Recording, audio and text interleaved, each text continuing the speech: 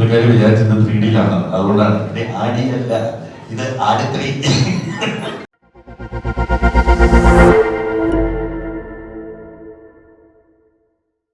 ഇത്തവണ 3D-യിൽ കൂടെയാണ് എന്ന് നമ്മൾ കേട്ടു. ആൻഡ് ആട്3 എത്തുമ്പോൾ 3D മാത്രമാണോ, ബാക്കി ഒരുപാട് സർപ്രൈസസ് ഇതിന്റെ പിന്നിൽ ഒളിഞ്ഞിരിക്കുന്നുണ്ട് എന്ന് മിഥുൻ ആൻഡ് വിജയ് പറയുണ്ടായി. അപ്പൊ അതിനെപ്പറ്റി കൂടുതൽ കേൾക്കാൻ നമുക്ക് ലെറ്റ്സ് കോൾ മിഥുനെ തന്നെ നമുക്ക് ആദ്യം ഒരു വലിയ കയ്യടി കൊടുത്തുകൊണ്ട് ഈ ഒരു വേദിയിലേക്ക് നമുക്ക് സ്വാഗതം ചെയ്യാം. എല്ലാവർക്കും നമസ്കാരം. ആട്3ന്റെ ചെറിയ ഒഫീഷ്യൽ പൂജ പരിപാടി നമ്മൾ നടത്തുന്നത്. പ്രിയപ്പെട്ട ഒരുപാട് ആളുകൾ എത്തിയിട്ടുണ്ട്. അപ്പം ചോദിച്ച ഒരുപാട് ചോദ്യങ്ങൾക്കുള്ള മറുപടിയായിട്ടായിരിക്കും ഈ സിനിമ വരാൻ പോകുന്നത്. നമ്മൾ 15-ാം തീയതി മുതൽ തുടങ്ങുകയാണ്. ഓക്കെ, സോ ഇവിടെ നിൽക്കുമ്പോൾ ഒരുപാട് സന്തോഷമുണ്ട്. ഇപ്പം നമ്മുടെ ആങ്കർ പറഞ്ഞതുപോലെ 2015 ഈ സിനിമ ഇറങ്ങുമ്പോൾ ഈ ബോക്സ് ഓഫീസിൽ അണ്ടർ പെർഫോം ചെയ്തൊരു സിനിമയായിരുന്നു. അത് പറയാനുള്ള നല്ലൊരു വാക്കാണ്. വിഷമിപ്പിക്കേണ്ട, നമുക്ക് ബോക്സ് ഓഫീസിൽ പൊട്ടിപ്പോയൊരു സിനിമയാണ്. അതാണ് റിയാലിറ്റി. അണ്ടർ പെർഫോമൻസ് ഒന്നും ആയിരുന്നില്ല. അവിടെ നിന്ന് ഈ സിനിമ തിരിച്ചു വന്നത് എങ്ങനെയാണെന്ന് നിങ്ങൾക്കറിയാം. അതിന്റെ 2ാം ഭാഗവും എങ്ങനെ വന്നു നിങ്ങൾക്കറിയാം. അപ്പൊ തൊട്ട് നമ്മൾ ആലോചിച്ചിരുന്നു ഇതൊരു ട്രിലജിയാക്കി, ഒരു 3 പാർട്ട് ഫിലിമാക്കി ഈ യൂണിവേഴ്സ് അവസാനിപ്പിക്കുന്ന ഒരു ആഗ്രഹം ഉണ്ടായിരുന്നു. അപ്പൊ അതിന്റെ എഴുത്തും പരിപാടിയൊക്കെ നടക്കുന്നുണ്ടായിരുന്നു.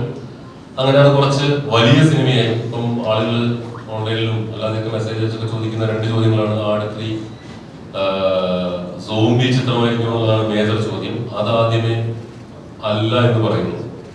എന്തായാലും സോംബി പടമല്ല. പക്ഷെ ഇത്തവണ നമ്മൾ ആടിന്റെ സ്വഭാവം മാറ്റാതെ, അതിന്റെ ഫ്ലേവറുകൾ ഒന്നും മാറ്റാതെ സിനിമ അല്പം വലുതാക്കുകയാണ്. പ്രൊഡ്യൂസർ പറയാൻ അനുവാദം തന്നത്രയും മാത്രമേ ഞാൻ പറയുള്ളൂ.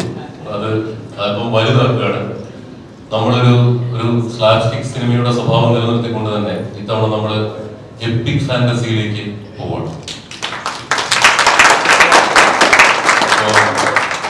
ഒരു സംവിധായകൻ എന്നുള്ള നിലയ്ക്ക് എനിക്കത് ഭയങ്കര സന്തോഷമുണ്ട്. കാരണം അങ്ങനെ പെട്ടെന്ന് ചെയ്യാവുന്ന ഒരു ജോണറല്ല എപ്പിക് ഫാന്റസി. നമുക്കറിയാം, ഭാവം ഉണ്ടാവണം. എന്റെ മനസ്സിൽ എപ്പിക് ഫാന്റസി എന്നൊക്കെ പറയുമ്പോൾ തന്നെ രാജാവും കുതിരകളും യുദ്ധങ്ങളും ഒക്കെ ആയിട്ടുള്ള ഒരു സിനിമയുടെ ചിത്രമാണ് വരിക.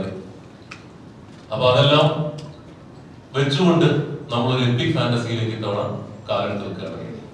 പിന്നെ ഇതിലെ ഫാന്റസി എലമെന്റുകൾ അത് സർപ്രൈസ് ആക്കി വെക്കുന്നു. എന്തായാലും അത് സോംബി ആയിരിക്കില്ല, ഇറ്റ് സംതിങ് എൽസ്. അപ്പോ എന്റെ കരിയറിലെ, ഫ്രൈഡേ ഫിലിമോസിന്റെ കരിയറിലെ ഏറ്റവും വലിയ സിനിമ മെയ് 15-ന് തുടങ്ങാൻ പോവാണ്. അപ്പോ അത് ഒരു പക്ഷേ വെൽക്കം മിസ്റ്റർ റോണി. അപ്പോ ഇതിന്റെ ചെലവിനെ കുറിച്ചും ഇതിന്റെ ബജറ്റ് പ്ലാനിംഗ് ഒക്കെ നടക്കുമ്പോഴും ഞങ്ങളുടെ പ്രതീക്ഷ എന്താണെന്ന് വെച്ചാൽ ഇത് ഇഷ്ടപ്പെടുന്ന ഒരു കൂട്ടം ആളുകൾ, ഇതിനു വേണ്ടി ചോദിച്ചുകൊണ്ടിരിക്കുന്ന ഒരു കൂട്ടം ആളുകൾ എന്തായാലും തിയേറ്ററിലെത്തും. ഇത്തവണ കണ്ടതിൽ നിന്നും അല്പം വ്യത്യസ്തമായ ഒരു സിനിമ കാണാനായിരിക്കും അവർ ആഗ്രഹിക്കുക. ആ വ്യത്യസ്തത നമ്മൾ ഡെലിവറി ചെയ്യാൻ പോവാണ്. ഇപ്പൊ മെയ് 15-ന് ഷൂട്ട് കൊടുക്കുകയാണ്. ആട് 1-ലും 2-ലുമുള്ള നിങ്ങൾ കണ്ടിട്ടുള്ള, നിങ്ങൾക്ക് ഇഷ്ടപ്പെട്ട എല്ലാ ക്യാരക്ടേഴ്സും ഇതിനകത്ത് വരുന്നതായിരിക്കും. കൂടെ ഫാന്റസി എലമെന്റ് ആയിട്ടും അല്ലാതെ ഒരുപാട് നാരേറ്റീവിലാണെങ്കിൽ ഒരുപാട് പുതുമകളുണ്ടാവും. അപ്പൊ ഈ ക്രിസ്മസിന് ഇതിന്റെ CG വർക്കും പരിപാടികളൊക്കെ അവസാനിച്ചു കഴിഞ്ഞാൽ ഈ ക്രിസ്മസിന് ഷാജി ബാബനും സംഘവും എത്തുമെന്നാണ്. അപ്പോ ക്രിസ്മസ് പൊളിക്കാനുള്ള പരിപാടികളാണ് ഞങ്ങൾ നിൽക്കുന്നത്. അപ്പൊ ഞാൻ ഇവിടെ നിന്ന് അനൗൺസ് ചെയ്യുമ്പോൾ CG ഒക്കെ തീരുമെന്നുള്ള പ്രതീക്ഷയിലാണ്. ഇതിന് അങ്ങോട്ടും മാറിപ്പോയി കഴിഞ്ഞാൽ ഒന്നും വിചാരിക്കരുത്. കാരണം അത്രയും CG ഒക്കെ വരുന്ന സിനിമയാണ്. പാസ് ഓഫ് നൗ ക്രിസ്മസ് ആണ് നമ്മുടെ പ്ലാൻ. റിലീസിംഗ് വെച്ച് ബാക്കോട്ട് പോയിക്കൊണ്ടിരിക്കുകയാണ്. പിന്നെ പറയാനുള്ളത്, ഇങ്ങനെ ഒരു വേദിയിലേക്ക് ഇതിന്റെ അണിയറ പ്രവർത്തകരായ ഞങ്ങളെയൊക്കെ കൊണ്ടെത്തിച്ച പ്രേക്ഷകരോടാണ്. കാരണം ആട് കണ്ടു കഴിഞ്ഞിട്ട് ഞാൻ ജയേട്ടനെ വിളിച്ചിട്ട് ഞങ്ങൾ മറ്റ് സിനിമകൾ ചർച്ച ചെയ്യുമ്പോൾ ഒരു നിരാശ ഉണ്ടാവുമല്ലോ നമുക്ക്. പടം പൊട്ടി, ഇനി എന്ത് ചെയ്യുമെന്നറിയില്ല, വിളിച്ചിട്ട് ആരും ഫോൺ എടുക്കുന്നില്ല എന്ന് തുടങ്ങിയ റിയാലിറ്റിയൊക്കെ നമ്മൾ അനുഭവിച്ചു വരുന്ന ഒരു സമയം. അപ്പൊ ജയേട്ടനെ വിളിച്ചിട്ട് ചേട്ടാ നമുക്ക് ആ പടം ചെയ്താലോ ഈ പടം ചെയ്താലോ എന്ന് പറഞ്ഞ് ഞങ്ങൾ ഇങ്ങനെ ഫസ്റ്റ് ടൈമായിട്ട് പല കഥകളും ആലോചിക്കുമ്പോൾ ഈ സിനിമ തിരിച്ചു വരുമെന്നോ, ഇദ്ദേഹം ഒരിക്കൽ കൂടി ഷാജി പാപ്പനായിട്ട് ഇറങ്ങേണ്ടി വരുമെന്നോ സൈജു കുറുപ്പ് ഒരിക്കൽ കൂടി അറക്കലവുമായിട്ട് വരേണ്ടി വരുമെന്നോ, ഇതിലെ എല്ലാ ക്യാരക്ടേഴ്സും ഇതുപോലെ തിരിച്ചു വരേണ്ടി വരുമെന്നോ ഞങ്ങൾ വിചാരിച്ചതേയില്ല. അവിടെയാണ് നമ്മുടെ രണ്ടാം ഭാഗം സംഭവിക്കുന്നത്. രണ്ടാം ഭാഗം സംഭവിച്ചു കഴിഞ്ഞപ്പോൾ നമുക്കൊരു വലിയ സിനിമ ചെയ്യണം. പിന്നെ നമ്മൾ പറയുന്ന ഒരു മൂന്നാം ഭാഗം സംഭവിച്ചേ മതിയാവും. ഒരു ട്രിലജി ആയിട്ട് അവസാനിപ്പിക്കണമെന്നാണ് ആഗ്രഹം. അപ്പൊ അതിലേക്കുള്ള യാത്ര ഇവിടെ വരെ എത്തിച്ചു. വളരെ ലളിതമായ ഒരു പൂജാ ചടങ്ങാണ്. ഓഡിയോ ലോഞ്ച് ഗ്രാൻഡ് ആക്കാനുള്ള പരിപാടിയാണ് പ്രൊഡ്യൂസറുടെ. അപ്പോൾ പൂജ ഞങ്ങൾ ലളിതമായിട്ട് വെക്കുകയാണ്. അപ്പോൾ അത് ഇവിടെ വരെ എത്തിച്ച ഈ ഇത്രയും വലിയൊരു എപ്പിക് ഫാന്റസി സിനിമയുടെ വേദിയിലേക്ക് വരെ എത്തിച്ച പ്രേക്ഷകരോട് ഞങ്ങൾ നന്ദി പറയാം. കാരണം you were right. You gave us a second chance and now it is a third chance and definitely ഞങ്ങൾ ഡെലിവറി ചെയ്തിരിക്കും. അതിനുള്ള ശ്രമമാണ്. ഇനി there is no going back. എല്ലാവരും ശ്രമിച്ചു പോകും. There is no turning back. ഞങ്ങൾ വിചാരിച്ചൊരു സിനിമയിലേക്ക് ഞങ്ങൾ യാത്ര തുടങ്ങുകയാണ്. അതിന് സാക്ഷിയായിട്ട് നമ്മുടെ പ്രിയപ്പെട്ട സുഹൃത്തുക്കൾ വന്നിട്ടുണ്ട്. ഇത് പ്രോത്സാഹിപ്പിക്കുന്ന ആളുകളുണ്ട്. എല്ലാവരോടും നന്ദി പറയുന്നു. ഉള്ളതൊന്നും പറയാനില്ല. കൂടെ ഉണ്ടാവണം. ക്രിസ്മസിന് സ്ക്രീനിൽ കാണണം. പക്ഷേ 2017 ആട് 2 റിലീസ് ആവുന്നതിന് I have asked you something. എന്താണ് ഈ ഫസ്റ്റ് പാർട്ട് പൊട്ടിയ സ്ഥിതിക്ക് സെക്കൻഡ് പാർട്ട് ഇറക്കാൻ നിങ്ങൾക്ക് എങ്ങനെ ധൈര്യം വന്നു? അപ്പൊ അന്ന് പറഞ്ഞത് സെക്കൻഡ് പാർട്ട് റിലീസ് ആവുമ്പോൾ അതിന് മറുപടി കിട്ടിക്കോളുമെന്നാണ്. Let's call upon the stage Vijay Babu. Second part മറുപടി പറഞ്ഞു. ഈ മൂന്നാമത്തെ പാർട്ടാണ്. First of all thanks. രാവിലെ ഇന്നലെയാണ് ആക്ച്വലി 2 ദിവസം മുമ്പാണ് ഇങ്ങനെ ഒരു ഫംഗ്ഷൻ വെക്കാം എന്ന് തന്നെ തീരുമാനിച്ചത്. കാരണം 15-ാം തീയതി തുടങ്ങാൻ ഞങ്ങൾ തീരുമാനിച്ചെങ്കിലും ഇതിൽ ഒരുപാട് പേര് ബോംബെയിൽ നിന്നും പല റീജിയൻസിനും വരേണ്ടതുണ്ടായിരുന്നു. അപ്പോൾ നമ്മുടെ രാജ്യം വളരെ ദുഷ്കരമായ ഒരു സമയത്തൂടെ കടന്നു പോകുമ്പോൾ പ്രാക്ടിക്കലാണോ എയർപോർട്ട് അടയ്ക്കാവോ അങ്ങനെയൊക്കെയുള്ള ഒരു കൺഫ്യൂഷൻ നിലനിന്നു. പിന്നെ ഇന്നലെ ബോംബെ എയർപോർട്ട് അടയ്ക്കില്ല, കുറച്ച് കഴിയുമ്പോൾ സെറ്റിലാവും എന്നുള്ളൊരു വിശ്വാസത്തോടു കൂടി ഞങ്ങൾ ആരംഭിക്കാൻ തീരുമാനിച്ചപ്പോൾ 2 ദിവസം മുമ്പ് പറഞ്ഞാൽ വളരെ ചെറിയൊരു ചടങ്ങ് വയ്ക്കാം. ഞാൻ ഇതിനോട് പറഞ്ഞു മ്യൂസിക് ലോഞ്ച് എലാബറേറ്റ് ആയിട്ട് വയ്ക്കാം. അപ്പം ഞാൻ മ്യൂസിക് ലോഞ്ചിൻ്റെ സമയമായിട്ട് പറയാലോ, ട്രെയിലർ ലോഞ്ച് നമുക്ക് എലാബറേറ്റ് ആയിട്ട് വയ്ക്കാം. എന്തായാലും വളരെ കുറച്ച് സമയത്തിനുള്ളിൽ ഇവിടെ വന്ന കംപ്ലീറ്റ് മീഡിയ, ഓൺലൈൻ മീഡിയ ഒരുപാട് നന്ദി. ഇതൊരു അനൗൺസ്മെന്റും ഒരു ലോഞ്ചും പോലെ തന്നെയാണ് വരുന്നത്. ഇന്നലെ ഈവനിങ് ആണ് എന്നാ ആങ്കർ ചെയ്യാനായിട്ട് സിത്താര എന്നെ വിളിച്ചു. സിത്താരനെ വിളിച്ചപ്പോൾ എന്ത് പ്രോഗ്രാം എന്ന് വെച്ചപ്പോൾ ഞാൻ പറഞ്ഞു ഈ ആട് 3D എന്ന് പറഞ്ഞപ്പോൾ പുള്ളിക്കാരി വിചാരിച്ചത് 3D-ലാണ്. അതുകൊണ്ടാണ് ആടി അല്ല, ഇത് ആട് 3. അപ്പം ആട് 3D-യിൽ അല്ല ഞങ്ങളുടെ റിലീസ് ചെയ്യാൻ ഉദ്ദേശിക്കുന്നത്. ഒരു ചെറിയ മിസ്റ്റേക്ക് ഉണ്ട്. ഇത് മാസ് എന്റർടൈനർ ആണ്. അപ്പം നമുക്ക് അതിന്റെ ഒരു 3D ഒരു വിഷ്വൽ ഉള്ള ഒരു തിയേറ്ററുകളിൽ മാത്രം കാണേണ്ട ഒരു സിനിമയല്ല ഇത്. എല്ലാ തിയേറ്ററുകളിലും ഒരു കഴിവതും കേരളത്തിലെ എല്ലാ തിയേറ്ററുകളിലും റിലീസ് ചെയ്യണമെന്ന് എനിക്ക് ആഗ്രഹമുണ്ട്. ആ മാഗ്നിറ്റ്യൂഡിലാണ് ഞങ്ങൾ സിനിമ ചെയ്യുന്നതെന്ന് ഞാൻ നിങ്ങളോട് നിസ്സംശയം പറയാം. One of the biggest budgets movies in Mollywood ആയിരിക്കും ആട് 3 എന്ന് ഞാൻ ഉറപ്പ് പറയുന്നു. ബിക്കോസ് ഇതുവരെ ഇതിന്റെ ഒരു ബഡ്ജറ്റിന്റെ എസ്റ്റിമേറ്റ് ഇടാൻ എനിക്ക് സാധിച്ചിട്ടില്ല. ബിക്കോസ് അതിന്റെ മാഗ്നിറ്റ്യൂഡ് ഒരു ദിവസവും കൂടി വരികയാണ്. ഇനി DOP അഖിൽ ജോർജ് ഓരോ ദിവസവും സ്പെഷ്യൽ എക്യുപ്മെന്റ്സ് പറഞ്ഞുകൊണ്ടിരിക്കുകയാണ്. നാടോടി ആർട്ട് ഡയറക്ടർ ഓരോ ദിവസവും തൂണിന്റെ കുതിരകളുടെ എണ്ണവും കൂട്ടിക്കൊണ്ടിരിക്കുകയാണ്.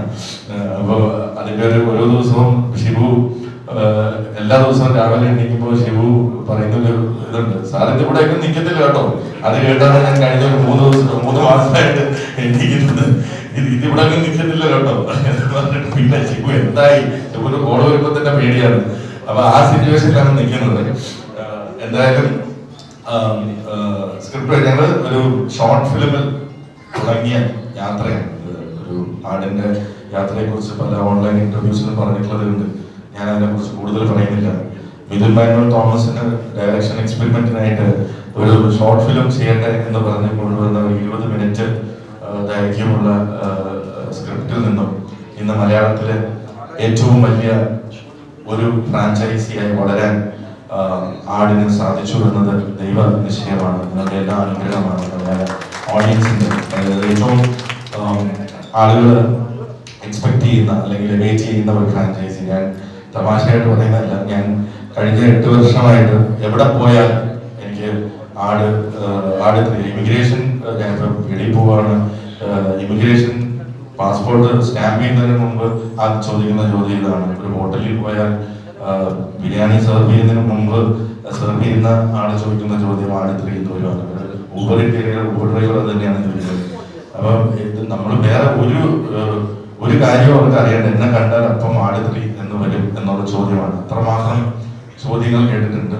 അപ്പോൾ എൻ്റെ ഫ്രണ്ട്സ് ഇപ്പം ഞാൻ ബോംബെയിലും റെസ്റ്റ് ഓഫ് ദ വേൾഡൊക്കെ ട്രാവൽ ചെയ്യുമ്പോൾ നോൺ മലയാളീസ് ആയിട്ടുള്ളവരൊക്കെ വിചാരിക്കും ഇതെന്താ ഇയാളോട് ചോദിക്കുന്നതെന്ന് പലപ്പോഴും എന്നോട് ചോദിച്ചിട്ട്. ഇപ്പം എവിടെ പോയാലും എന്നെ ഷമീർ എന്നാണ് വിളിക്കുന്നത്. അപ്പം അവർക്ക് തന്നെ ഒരു സംശയം, എനിക്ക് സെക്കൻഡ് നെയിം ഷമീർ എന്നാണോ, പിന്നെ ആട് 3 എന്ന് വരും. അങ്ങനെ എല്ലാവരോടും ഞാനിത് ആൻസർ ചെയ്ത് വരുന്ന ഒരു ചോദ്യമാണ്. അതിന് ഇന്ന് ആ ഡ്രീമിന് ആ സ്വപ്നത്തിന് ഇന്ന് ചിറക് മുളയ്ക്കുകയാണ്.